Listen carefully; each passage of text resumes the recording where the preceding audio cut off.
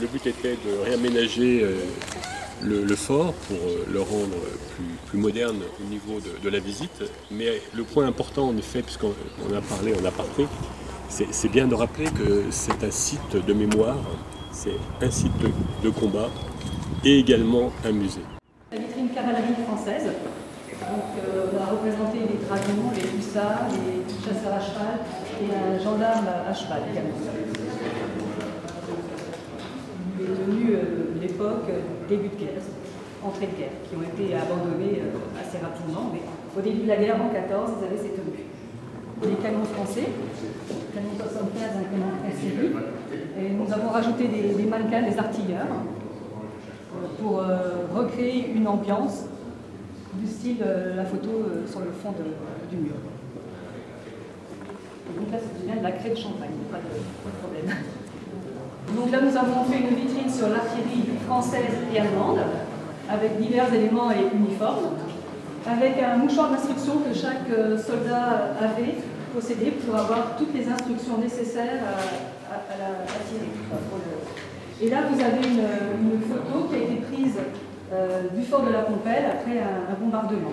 Donc, on aperçoit au fond la ligne de front, la route nationale qui monte à Chalon. Donc là, il y a un couloir de ventilation, un autre de l'autre côté, pour, en cas d'explosion, que le bâtiment ne soit pas soumis sous l'impulsion. Il y avait déjà ce dégagement qui permettait de ne pas faire souffrir le reste du fort et les hommes.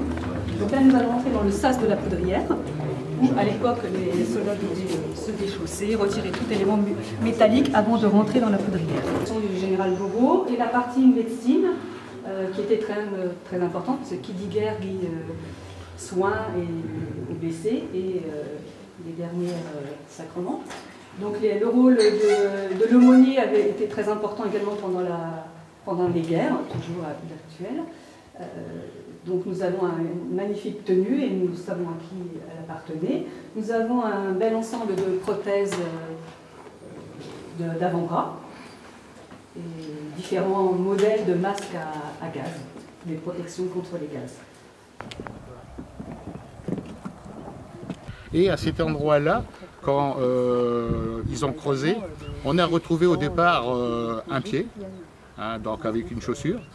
Et puis donc le service archéologie est venu, il a commencé les fouilles et on a trouvé 3 corps de soldats qui étaient alignés. Vous pouvez voir réellement le fossé et ni plus ni moins que le contre-fossé qui normalement était devant le muret. Et de l'autre côté par contre, vous verrez quand vous regarderez par les petites meurtrières, vous verrez le niveau de la terre, c'est parce que justement la terre est tombée, elle a été reprise ou enlevée. Là, la richesse de cette collection, c'est que tous les éléments qui vous sont présentés sont complets, hein, que ce soit les soldats, que ce soit leur équipement, tout est présenté. Par la suite, et le point exceptionnel, naturellement, c'est la collection Friezé.